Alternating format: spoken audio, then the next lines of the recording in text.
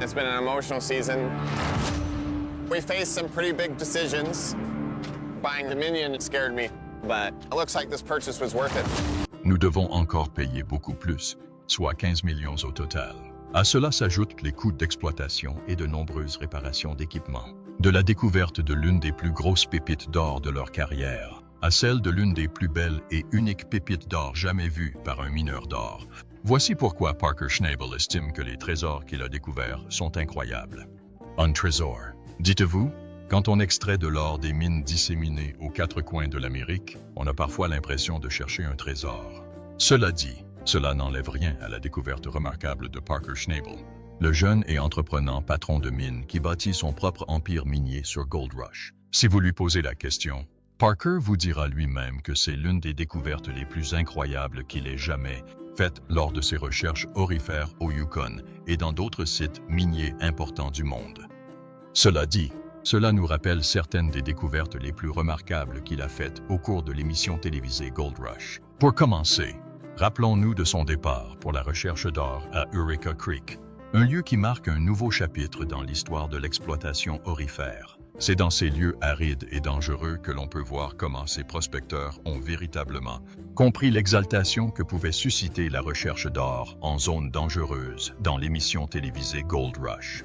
Compte tenu de l'esprit que ce lieu incarne, il n'est pas surprenant que ce soit ici que Parker Schnabel et son équipe audacieuse aient décidé de tout risquer pour se lancer dans une aventure audacieuse qui pourrait bien les faire figurer parmi les figures les plus marquantes de l'histoire moderne de l'exploitation aurifère. Ce n'est qu'après avoir été témoins de ce qu'ils ont vécu que ceux qui les ont observés depuis chez eux ont compris l'ampleur de la quête entreprise par Parker et son équipe. Semé d'embûches et de risques imprévisibles à chaque étape, il est surprenant que Parker et son équipe aient pu repartir indemnes. Mais c'est là le risque que chacun de ces mineurs a décidé de prendre en consacrant sa vie à la recherche d'or dans certaines des régions les plus difficiles d'Amérique du Nord. On découvrirait que Parker et son équipe ne se sont pas lancés dans cette aventure sans raison. En les observant, on comprendrait qu'ils étaient contraints de se lancer dans cette mission exigeante qui allait changer le cours de leur vie uniquement parce qu'ils devaient extraire cet or caché à des dizaines de mètres sous terre. Peut-être parce qu'ils étaient convaincus de posséder cette station de lavage hautement performante qui est rapidement devenue la pièce maîtresse de leur mission. L'idée derrière l'achat de ce site était notamment de pouvoir récupérer une partie du prix d'achat en vendant des produits, ce que nous n'avons pas encore fait. Cette station vaut en réalité $1 million. Car cette usine de lavage s'est avérée être le déclencheur d'une série d'événements marquants qui auraient pu faire basculer la volonté de cette équipe acharnée. C'est pourquoi un air de suspense mêlé d'excitation régnait tandis que l'équipe s'engageait dans la nature sauvage à la recherche de l'or caché sous le sol dur sur lequel elle travaillait. Leur travail acharné leur permettrait-il d'atteindre leur objectif? Malgré ces doutes persistants, l'équipe s'est lancée sur le terrain à la recherche du trésor qui pourrait se cacher sous le sol impitoyable de cette région. Très vite, Parker et son équipe ont réalisé qu'ils étaient peut-être sur le point de réaliser une percée majeure. L'équipe a finalement atteint son apogée avec un épisode intitulé « Le roi du Klondike ». C'est à ce moment-là que les responsables de l'émission ont découvert toutes les difficultés rencontrées par l'équipe tout au long de la saison à la recherche d'or à Eureka Creek. Aussi redoutables que ces difficultés aient pu être, elles n'ont pas terni l'éclat de la pépite de 1425 grammes que l'équipe a découverte au cours de la saison. Regardez-là, ces petits monstres brillants. Stupéfaits par cette découverte, Parker et l'équipe ont pris un moment pour l'admirer. Rétrospectivement, on comprend combien ce fut un moment privilégié pour Parker et son équipe, car cela semblait confirmer sa position de roi du Klondike. Non seulement cette pépite symbolisait l'importance qu'ils avaient acquise dans la région, mais elle témoignait également de l'intelligence de ces chercheurs d'or acharnés dans leur recherche d'or dans ce lieu difficile. Elle témoignait en effet de la manière dont Parker et ses hommes surmontèrent les difficultés rencontrées sur le terrain. On comprend ainsi que cette pépite de 50 onces dépasse sa valeur physique et financière. On comprend qu'elle incarne véritablement la capacité de Parker Schnabel à faire preuve de sa touche d'or, un atout précieux pour un chercheur d'or. Naturellement, cela a permis aux téléspectateurs de s'immerger pleinement dans l'univers aurifère de Parker. Ils étaient sur place lorsque cette pierre d'or de 50 onces a permis à Parker de devenir l'un des rois du Klondike. Naturellement, ils étaient tous fascinés par la capacité de Parker à tout transformer en or. malgré les nombreuses difficultés rencontrées lors de leur recherche d'or au Klondike. Et c'est pourquoi ils ont été obligés de croire en lui, comme ils l'ont toujours fait. On ignore où il parviendrait à transformer tout ce qu'il touche en or pour toujours, mais nous sommes certains que les fans l'accompagneraient à chaque étape de son parcours. Avec le temps, Parker commencerait à démontrer que cette découverte n'était pas un simple hasard. Il est bel et bien cet homme. En fait, à mesure qu'il enchaînait les découvertes, il devint évident que Parker n'était pas un simple prodige. Non, il était véritablement déterminé à mener cette vie.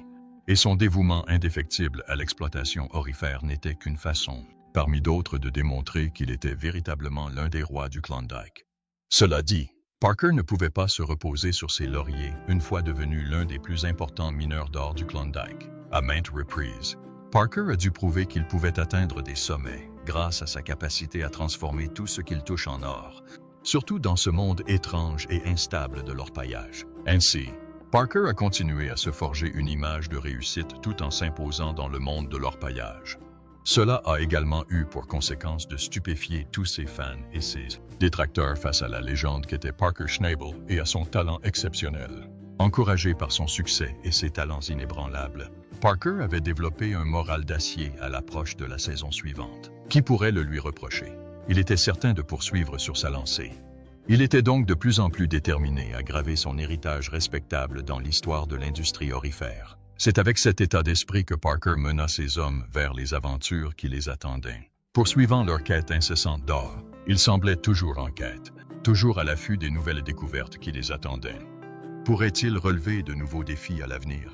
Pourraient-ils même surpasser certains des records établis au fil du temps? Parker et son équipe seraient-ils réellement capables de surpasser la découverte de cette pépite de 50 onces qu'ils venaient de découvrir?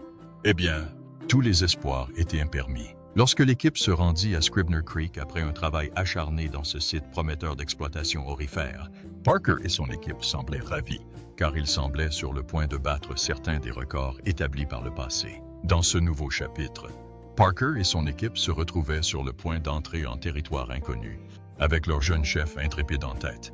Très vite, l'équipe a réalisé qu'elle vivait une époque qui pourrait changer le cours de sa vie, alors qu'elle cherchait cet or dans ce qui était censé être une région prometteuse. Ce pourrait être un tournant dans la carrière de Parker. Seul l'avenir nous le dira. On pourrait dire cela car c'est à cette époque que les qualités de leadership exemplaires de Parker étaient renforcées par des technologies parmi les plus innovantes disponibles dans l'industrie aurifère. Grâce à ces facteurs, Parker et son équipe ont constaté une intensité et une détermination accrues dans la poursuite de leur recherche d'or à Scribner's Creek. On comprend aisément que cela ait contribué à une remontée du moral de l'équipe qui a poursuivi inlassablement ses recherches. Poursuivant leur recherche d'or, l'équipe a eu la présence d'esprit de sortir des sentiers battus en s'intéressant aux plaines fascinantes du Klondike et de Scribner Creek. Apparemment, cet endroit semblait receler les trésors insoupçonnés qu'ils cherchaient depuis si longtemps. Impatient d'explorer ces gisements d'or inexplorés, l'équipe s'est mise au travail. Cela dit, l'équipe avait quelques inquiétudes en poursuivant ses travaux. Ils espéraient pouvoir se contenter de creuser jusqu'à trouver de l'or. Conscients de cela, ils ont commencé à s'interroger sur les autres défis auxquels ils pourraient être confrontés. Nous utilisons des pièces détachées sur différents camions et espérons trouver ici de quoi remettre notre convoyeur en état. Cette frontière inexplorée. Les machines et équipements de pointe qu'ils avaient emportés pourraient-ils les aider à surmonter les difficultés qu'ils pourraient rencontrer en chemin? Il n'est pas surprenant que la tension soit montée d'un cran alors que les hommes poursuivaient cette dangereuse quête d'or dans des lieux inexplorés. Malgré cela, l'équipe ressentait toujours un sentiment d'impatience et d'excitation à chaque étape de son travail. Bientôt, ils découvrirent qu'ils approchaient peut-être du seuil d'une aventure palpitante, car les terres vierges les appelaient constamment à prendre leur destin en main. Ils devaient saisir cette chance non seulement pour repartir avec l'or qui y était enfoui, mais aussi pour consolider la place de Parker parmi les figures les plus marquantes du monde de l'exploitation aurifère. Comme vous pouvez l'imaginer, ce n'était pas seulement une source d'excitation pour Parker et son équipe, qui poursuivaient leur quête acharnée d'or. Ce fut également un moment passionnant pour ceux qui suivaient depuis chez eux, car la quête d'or a connu des hauts et des bas intenses au fil de la saison. Les deux groupes ont commencé à se demander s'ils étaient en train d'écrire les chapitres décisifs de la carrière du jeune patron de mine. Serait-ce l'étape la plus importante de la carrière de Parker Schnabel dans l'extraction de l'or, ou simplement un tremplin vers certains des défis les plus difficiles de sa carrière? Comme on peut s'en douter, seul le temps pourra peut-être le dire. Malgré la gravité de la situation, on constaterait qu'ils étaient capables d'aborder ces moments avec calme et sérénité. Cela était peut-être dû à la connaissance approfondie du secteur minier acquise au fil de nombreuses années d'expérience. C'était peut-être aussi dû au fait qu'ils disposaient de machines et d'équipements parmi les meilleurs que la technologie pouvait offrir. On ne peut pas vraiment le dire. Ce que l'on peut dire, c'est que l'attitude du camp de Parker laissait penser que l'échec n'était pas envisageable pour eux. Quelles excuses pouvaient-ils invoquer pour justifier leur échec? Non, ils avaient tout à leur disposition et, de ce fait, ils se sont frayés un chemin jusqu'au royaume des richesses incalculables, déterminés à repartir bredouille. À ce stade, Parker et son équipe se demandaient quel serait le véritable facteur déterminant dans la découverte de leur fortune. Eh bien, la réponse sembla venir lorsque l'équipe arriva à un tournant dans sa quête d'or. C'est à ce moment précis que Parker et son équipe firent une découverte extraordinaire. En cherchant l'or tant convoité, ils découvrirent une pépite d'or de 1,21 kg. Cette découverte était une véritable merveille, car Parker et son équipe ne pouvaient quitter des yeux ce morceau de métal brillant. Certes, elle était plus petite que la pépite de 1425 grammes découverte il y a quelque temps, mais sa beauté était incontestable. Apparemment, sa structure cristalline dendritique rappelait à tous ceux qui la voyaient la foudre. C'est pourquoi elle fut surnommée la pépite électrifiante. Incroyable. Comme vous pouvez le comprendre, l'équipe n'a pas seulement été impressionnée par la taille de cette magnifique pépite. On a également constaté que les caractéristiques uniques de cette pépite de 1,27 kg suscitaient l'admiration de tous.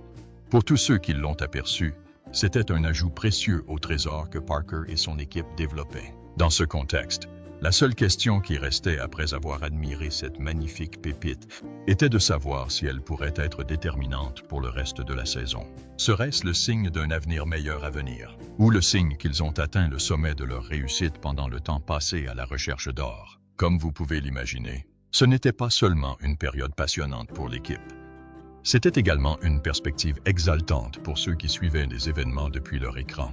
On découvrait que, bien que la découverte de cette pépite de 1,21 kg à Scribner's Creek soit l'une des plus belles jamais réalisées par Parker et son équipe, elle n'était pas parmi les meilleures. On apprenait aussi que, lors d'une autre saison de Ruée vers l'or, Parker et son équipe avaient décidé de tenter le coup et de renouveler l'une de leurs missions d'extraction d'or les plus périlleuses au Klondike. C'était presque comme s'ils ne pouvaient pas y résister, d'autant plus que cela pouvait changer à jamais la trajectoire de leur carrière. Imaginez la scène juste après avoir trouvé une quantité incroyable d'or. Votre patron de mine a décidé que c'était le signe qu'il fallait continuer à explorer les régions inexplorées d'Eureka Creek plutôt que de se reposer sur ses lauriers. Ce que nous recherchons, c'est une taille plus petite. Le problème, c'est qu'elle doit être minuscule. Ce patron de mine a motivé son équipe à se lancer dans l'aventure de la recherche d'or dans les recoins vierges de ce lieu inexploré. Et s'il n'y avait pas d'or là-bas, et s'ils finissaient par s'exposer aux éléments sans récolter les fruits de leurs efforts, tout cela importait peu à Parker Schnabel. Malgré des difficultés telles que la destruction de leur équipement en cours de route ou l'impossibilité d'extraire de l'or du sol, Parker ne pouvait se laisser convaincre d'agir autrement. Ils allaient voir ce qu'ils pouvaient trouver dans ces territoires inexplorés du Klondike. Malgré leur motivation, l'équipe a dû d'abord faire face à ce qui aurait pu être un coup dur pour leurs ambitions d'exploitation aurifère. Leur seule usine de lavage était sur le point de fermer. Comment allaient-ils maintenant extraire les ressources précieuses? Malgré cela, Parker restait perplexe, se préparant à affronter les nombreux défis que l'on pouvait rencontrer lorsqu'on s'attaquait au redoutable défi de l'exploitation aurifère des mines du Klondike. C'est une perceuse à 1 million de dollars ici. Regardons là-bas. Oh là là! Ah oui, on a du contenu. Sans surprise, les nombreux défis rencontrés par l'équipe ont créé un suspense. Serait-ce la goutte d'eau qui a fait déborder le vase? Allaient-ils surmonter la nature sauvage pour réaliser leurs rêves? Ou rentreraient-ils chez eux? Déçus, au fil du temps, l'équipe a réalisé qu'elle allait devoir compter sur toute sa résilience. Cela leur a donné une ténacité qui leur a permis de surmonter les difficultés rencontrées dans leur recherche d'or dans des conditions aussi défavorables. Après le premier contretemps de la saison, la panne de leur unique installation de lavage, Parker a décidé que la meilleure solution était d'investir massivement dans de nouvelles machines plus performantes. Constatant qu'il était temps d'améliorer leur équipement, il était hors de question qu'une machine défectueuse les empêche d'atteindre leurs objectifs. Ils étaient trop motivés et déterminés pour cela. Certes, certains doutaient qu'ils ne fassent que s'endetter en faisant des investissements qui ne seraient pas rentables. Mais personne n'a l'esprit de penser ainsi. La fortune sourit aux audacieux, alors ils doivent être audacieux. L'équipe a rapidement compris ce dicton, car elle a rapidement connu un revers de fortune à un moment crucial de la saison. Cela dit, Même si l'équipe a fait des découvertes importantes qui ont marqué le tournant de la saison, nombreux sont ceux qui se demandent encore si cela a suffi à l'empêcher de connaître une saison qui risquait de s'avérer désastreuse. Le temps allait être déterminant, car d'ici peu, la saga épique de Reka Creek achèvera son récit captivant. À la tombée de la nuit, Parker constata que lui et son équipe avaient réussi une découverte incroyable. Capable d'impressionner même les plus sceptiques, même leurs plus grands détracteurs auraient pu constater qu'ils avaient Réaliser un travail remarquable et qu'ils méritaient donc les récompenses obtenues. Certes, Ils avaient subi un revers majeur avec la panne de leur unique station de lavage, mais les investissements dans la modernisation de celle-ci et de certains autres équipements nécessitant des améliorations se sont avérés déterminants pour leur saison. La situation semblait s'améliorer à tel point que l'équipe commença à se demander si elle parviendrait à battre son propre record de récupération d'or. imaginez-vous vous remettre d'un départ aussi difficile jusqu'au moment où vous pourriez croire que vous réaliserez la meilleure saison de votre vie. Certains pourraient penser qu'ils se préparent à l'échec. Mais vous savez ce qu'on dit. Soit on fait des choses en grand, Soit on rentre à la maison. Étant donné que personne ne semblait encore prêt à plier bagage, Les gars semblaient prêts à faire les choses en grand. Cette victoire était significative, car elle donnait le ton pour les saisons à venir. Aussi agréable que cela puisse paraître pour eux sur le moment, ils ont fait de leur mieux pour se concentrer sur l'objectif d'extraire 9,016 d'or. un record pour la saison. Comme on peut le constater, cela a suffi à créer un certain suspense. Peut-être étaient-ils désormais certains de pouvoir maîtriser le monde incomparable du Klondike et de Reka Creek. Tandis que Parker travaillait sans relâche à la conquête de ce lieu sauvage, On pouvait constater à quel point cela faisait de lui l'un des membres les plus éminents du monde de l'exploitation aurifère. certes, Ils n'ont peut-être pas rapporté de pépites précises, mais la capacité à surmonter n'importe quel défi est plus belle que n'importe quelle pièce d'or qu'ils pourraient y trouver. attendons de voir comment Parker saura utiliser ses compétences pour diriger son équipe et faire d'eux les dirigeants exceptionnels du Klondike. De la découverte de l'une des plus grosses pépites d'or de sa carrière à celle de l'une des plus belles et uniques pépites d'or jamais vues par un chercheur d'or. Voici pourquoi Parker Schnabel trouve les trésors qu'il a découverts incroyables. Ça vous dérangerait de venir jeter un œil à cette eau? D'accord, j'arrive. Si on avait participé à une compétition pour déplacer le plus de terre sans or, On aurait gagné. Bien sûr. Facile. Ouais. Il y a de l'or ici. Au cœur de Kend, Rick Ness et son équipe se lancent dans une course contre la montre. poussé par l'audace de Rick, vendre la maison de sa mère et abandonner son camp pour relancer son rêve d'exploitation aurifère. Ils luttent contre les éléments. Déblainent de la neige pour accéder à leur machine vitale. le Monster Red, tout en cherchant de l'or pour donner un nouveau souffle à l'entreprise de Rick. Le licenciement choquant de Mitch Blaschick de Gold Rush serait-il lié à ces difficultés? Explorer les mystères qui se cachent dans l'ombre du monde de leur paillage. Ou l'urgence, le choc et le désespoir ouvrent la voie périlleuse à la richesse. Un accord avec des voisins pour une grosse chargeuse. À Kend, nous retrouvons Rick Ness et son équipe. Rick se dirige vers son site minier par une route boueuse. Il a vendu la maison de sa mère et abandonné son camp pour relancer son activité minière. Il est pressé de trouver de l'or et a besoin d'une chargeuse fonctionnelle. Rick explique à Z qu'ils doivent déblayer beaucoup de neige pour atteindre Monster Red, leur machine minière. Trouver de l'or rapidement est essentiel pour relancer son entreprise. Rick rencontre Lando Bayless et Craig Stepler, qui exploitent une mine à proximité. Tout autour est effrayant. Il doit déneiger et commencer l'exploitation minière, car il n'a pas encore d'exploitation. Il cherche une chargeuse pour quelques semaines. Craig possède 3 chargeuses, dont 2 en état de marche, Et propose d'en louer une pour $100 de l'heure. Rick paye avec 5 onces d'or, ce qui lui permet d'utiliser la chargeuse pendant 2 semaines. Ils commencent alors à déblayer la neige. 2 ans plus tôt, Rick avait creusé 58 mètres dans la vallée de Raleigh, trouvé près de 3 millions de dollars d'or et économisé quelques ressources pour gagner rapidement de l'argent.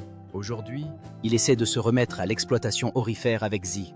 Ils vérifient leur équipement et découvrent quelques problèmes mineurs. mais s'inquiètent surtout de l'absence d'une pièce essentielle de leur installation de lavage.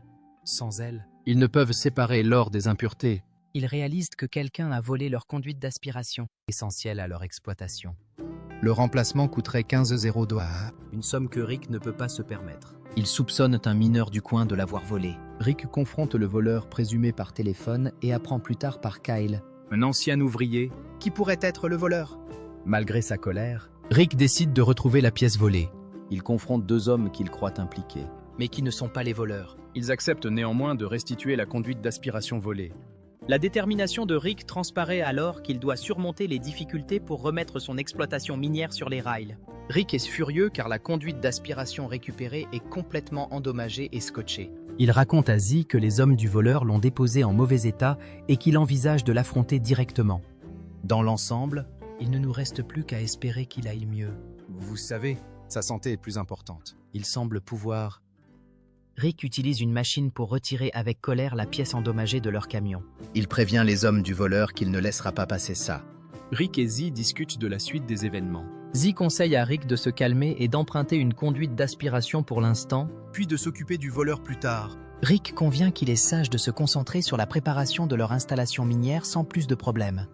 Entre-temps, Le gouvernement a interdit la circulation des poids lourds sur les routes pendant le dégel printanier afin de prévenir les dommages. Cela affecte les mineurs qui déplacent des équipements lourds. Tony Beats, qui vise une importante récolte d'or. Décide de déplacer son exploitation minière à 64 km d'Indian River. Car il ne reste plus d'or à Paradise Hill. Ils avaient déjà préparé le site d'Indian River et espèrent donc pouvoir y démarrer rapidement l'exploitation minière. Il y a quelques années, ils ont perdu l'autorisation d'exploiter à Indian River, mais ils l'ont maintenant de nouveau. ce qui est une excellente nouvelle pour eux. Tony et son équipe sont occupés à transporter tout leur matériel lourd jusqu'à Indian River, C'est un travail colossal. car tout était installé sur une colline. Et il faut maintenant tout transporter. Ils rencontrent quelques difficultés, comme le glissement du matériel d'un camion. Mais parviennent à tout sécuriser et à partir. Tony Beats et son équipe s'engagent sur un chemin périlleux vers Indian River, à la recherche d'or. Leur travail acharné triomphera-t-il des défis de la nature? Ils devront affronter des obstacles sur le chemin menant à 700 kg. Le voyage jusqu'à Indian River est difficile, avec des routes boueuses et des montées raides. En chemin, Tony mange un sandwich dans sa vieille boîte à lunch. Tandis que Mike, En tête du convoi, Prend soin d'éviter l'accident de l'année dernière. où une station de lavage s'est renversée.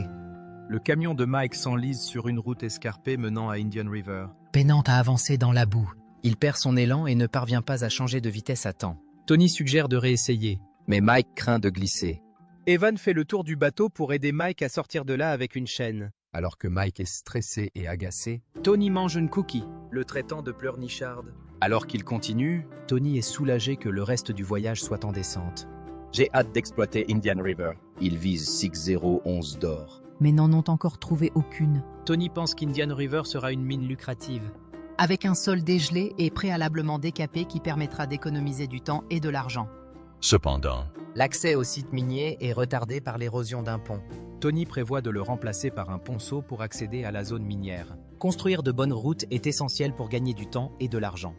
Tony prend un risque sur le vieux pont. Qu'il emporte comme une aventure. Enfin, il se concentre sur l'installation du ponceau pour gérer le débit du ruisseau, Se lançant dans une course contre la montre tandis que la fonte des neiges fait monter le niveau d'eau. Tony supervise attentivement les travaux. S'assurant que le ponceau est correctement placé pour un écoulement optimal de l'eau. Mike et son équipe commencent à recouvrir un tunnel de terre. Se dépêchant de terminer avant que le ruisseau ne l'emporte. Mike s'active rapidement pour maintenir le tunnel en place et réparer la route. Tout retard signifie plus de travail ou tout recommencer. Quand la machine de Mike tombe en panne et l'éclabousse debout, Tony trouve ça drôle. cette fois, Je vais aller voir ces endroits qu'un gars guette. il n'y arrive pas. Tony prévoit d'accélérer le processus en faisant venir des camions pour apporter plus de terre. Améliorant ainsi la route autour du tunnel. Ils espèrent construire une route à 2 voies et faire passer les camions dans le ruisseau. Se rapprochant ainsi de leur objectif. L'équipe Beats vise un objectif ambitieux. 6011 d'or à l'Indian River. Malgré des semaines de travail sans trouver d'or, Tony envoie tout le monde travailler là-bas, quittant Paradise Hill. Il espère qu'ils commenceront bientôt à trouver de l'or. d'autant plus que la zone devrait être dégelée. Mais Tony est confronté à une restriction d'utilisation de l'eau. Ce qui l'oblige à recycler l'eau sans utiliser la rivière.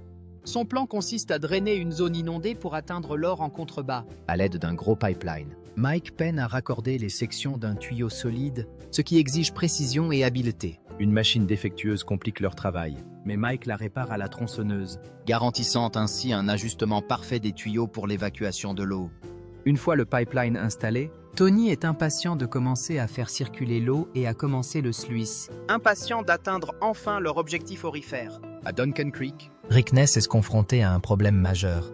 Sa pompe à eau tombe en panne. interrompant son exploitation aurifère pendant 4 jours. Heureusement, Il parvient à en louer une nouvelle. malgré les doutes de certains, à l'arrivée de la nouvelle pompe, Rick et son équipe sont enthousiastes et remplacent rapidement l'ancienne. la nouvelle pompe est coûteuse et lourde. Et Rick sait qu'il ne peut pas se permettre de la casser. Ils l'installent avec soin, Espérant reprendre l'extraction d'or et atteindre l'objectif de Rick, 20 onces par semaine. Face à de nouveaux problèmes et à des risques accrus, Rick et Tony doivent faire preuve d'intelligence pour les surmonter. Leurs rêves de trouver de l'or sont en jeu. Fumée et flammes, une crise à l'usine de lavage. Peu après le redémarrage, La pompe s'arrête. faute de carburant, une simple erreur qui leur coûte du temps et de l'argent. Rick assume la responsabilité. Mais voit cela comme une leçon pour son équipe, Ils remplissent rapidement le réservoir. s'assurant que cela ne se reproduise plus. Ils résolvent le problème et... La pompe fonctionnant à nouveau, L'équipe de Ness reprend ses activités minières. Pendant ce temps, Rick reçoit l'aide de Tony Beats, qui lui fournit du matériel plus lourd pour dynamiser ses opérations. Malgré un retard dû à la pluie, Rick est optimiste. grâce aux nouvelles machines, Ils peuvent extraire plus efficacement. Visant l'objectif de Rick pour la saison, un 0,11 d'or. Qu'en est-il de la semaine? Trente! Alors qu'ils travaillent sur les routes boueuses avec le nouvel équipement, Travis et Buzz font face à des défis. Les engins lourds endommagent la route et, en tentant de la réparer, Travis renverse accidentellement un camion, Il est indemne. mais s'inquiète pour le camion coincé, près d'une forte pente. Travis informe Rick. occupé à l'usine de lavage, mais qui prévoit d'utiliser une autre machine pour sauver le camion. Déterminé à maintenir l'or en circulation. Derek et Buzz font équipe pour sauver un camion coincé dans un fossé, Derek utilise une grosse machine, la SeptSense, tandis que Buzz planifie soigneusement. Ils utilisent une excavatrice pour stabiliser le camion et une chargeuse pour le sortir. C'est un moment tendu alors qu'ils travaillent sous la pluie, au risque de voir le camion s'écrouler. Mais grâce à leur travail d'équipe, Ils parviennent à dégager le camion. Et tout le monde pousse un soupir de soulagement. Rick est heureux que Travis soit sain et sauf et qu'il puisse à nouveau se concentrer sur l'extraction de l'or. Rick Ness est déterminé à faire son retour après une année sabbatique. Avec pour objectif un 0 en 16 d'or. À mi-saison, il n'en a trouvé que 95. Face à l'accumulation des dépenses. Rick a même mis son camp en garantie d'un prêt. Interrogé par son propriétaire au sujet de ses dettes, Rick négocie un délai supplémentaire. Mettant son camp en péril s'il ne rembourse pas. Maintenant, Avec seulement 36 onces restantes et un paiement dû, Rick négocie une prolongation. sous la pression d'atteindre ses objectifs. soudain, Une crise éclate lorsque Morgan aperçoit de la fumée et des flammes à la station de lavage. Rick se précipite et découvre une courroie cruciale détruite. Buzz trouve une courroie de remplacement dans une vieille usine, sauvant ainsi la situation et préservant l'espoir. Pendant ce temps, Parker Schnabel fait face à ses propres défis lorsque sa seule usine productrice d'or ferme ses portes. malgré ce revers, Parker reste déterminé et se concentre sur les efforts de nettoyage dans l'espoir de récupérer de l'or. Les deux équipes subissent la pression de l'exploitation aurifère. Font face à des pannes d'équipement et à des enjeux financiers. mais elles continuent d'avancer. Poussés par la poursuite de leurs objectifs ambitieux. Parker dépense beaucoup d'argent pour creuser profondément à la recherche d'or qu'il espère se trouver à 12 mètres sous terre. Sans plan B et avec le temps qui passe, un échec pourrait ruiner sa carrière minière. Ils espéraient plus de leur dernier site minier. Mais se sont retrouvés avec moins d'or que prévu. Ce qui les a mis sous pression. Chris révèle qu'ils n'ont trouvé que 30 onces d'or sur un site minier clé, Bien moins que l'objectif de Parker. Ce qui inquiète tout le monde pour leur avenir. Cependant, Lorsqu'ils vérifient l'or d'un autre endroit, Dominion Creek. ils espèrent avoir plus de chance. Il leur faut plus de 50 onces pour se sentir gagnants, en comparant les résultats précédents d'une autre rivière. Ensuite, Les mineurs connaîtront des hauts et des bas dans leur quête d'or. Le Grand Nord leur réserve de nombreuses leçons. le chemin semé d'embûches vers 300 onces. L'ambiance s'améliore lorsqu'ils comptent l'or de Dominion Creek. Dépassant leurs attentes et rapportant plus de 132 onces, Une somme considérable. 50. Ah oui, 200. Ce succès leur redonne espoir et montre que leurs efforts n'ont peut-être pas été vains. malgré les inquiétudes précédentes. Rick Ness vise également un objectif important après la pause. Après avoir remporté quelques médailles d'or grâce à ses premiers efforts, Il se concentre désormais sur un nouveau site minier, espérant y produire rapidement 300 onces d'or.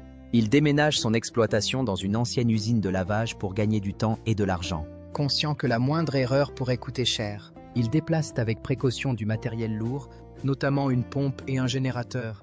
vers le nouveau site. Conscient des risques liés au transport d'un équipement aussi coûteux et crucial sur un terrain accidenté. La tâche est délicate et dangereuse, Surtout lors de la traversée de la rivière, mais ils y parviennent sans endommager le matériel. Impatients de poursuivre leur quête d'or. La pompe et le générateur parviennent à Rocky. L'usine de lavage. Ils installent tout et démarrent la machine avec des tas de terre prêts à être traités. mais ils remarquent bientôt un problème.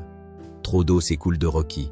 Ils réalisent que la pompe, configurée pour une usine plus grande, Monster Red. Surcharge Rocky. Provoquant une inondation et endommageant le générateur. Ils doivent attendre que le générateur soit à sec avant de réessayer, ce qui retarde leur extraction d'or. Rick Ness. qui visait un objectif de 1,0 once pour la saison. Et loin derrière. Il se fixe un nouvel objectif hebdomadaire de 60 onces pour rattraper son retard. Après une récolte décevante à Bacon Strip, Rick délocalise ses activités vers une usine plus petite et plus rentable. Rocky. Là. Il découvre une courroie cassée et une poulie endommagée. essentiel au fonctionnement de l'usine. Confronté à un retard dans l'obtention d'une nouvelle poulie, Rick tente une solution de fortune à partir d'un vieux matériel minier, espérant même augmenter le taux de récupération d'or. Cependant, Cette solution rapide provoque une surchauffe de Rocky, ce qui interrompt à nouveau les opérations. Après quelques heures perdues, Buzz trouve une poulie de remplacement adaptée. minimisant ainsi les temps d'arrêt. Ils sont de retour sur la bonne voie. mais sous pression pour atteindre leur ambitieux objectif de récolte d'or. Pendant ce temps, l'équipe Schnabel d'Australia Creek espère que son premier nettoyage de la saison révélera de l'or. Malgré des attentes généralement faibles lors des premières descentes.